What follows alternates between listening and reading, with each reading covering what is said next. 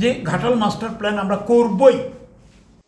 কেন্দ্র বিজেপির নেতৃত্বের সরকার একটি পয়সা আজ অব্দি দেয়।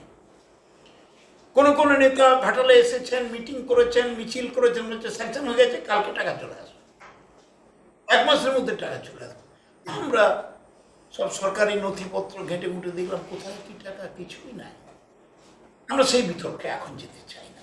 আমাদের লক্ষ্য কাজটা করা এবং হাত জোড়ো করে ঘাটালের মানুষকে, মেদিনীপুরের মানুষকে অনুরোধ করা, প্লিজ এগিয়ে আসুন, সাহায্য করুন। ঘাটালকে, দাসপুরকে, চন্দ্রকোনাকে, কেশপুরকে, ঘাটালের গ্রামকে, কাঁচকুড়াকে, ডেবরাকে বাঁচাতে হবে এবং তার জন্য মুখ্যমন্ত্রী সবটাই করবেন। 1500 কোটি টাকার প্রকল্প মঞ্জুর করেছেন, বাজেট আপনারা দেখেছেন। 500 কোটি টাকা ইতিমধ্যেই অ্যালট করে দিয়েছেন।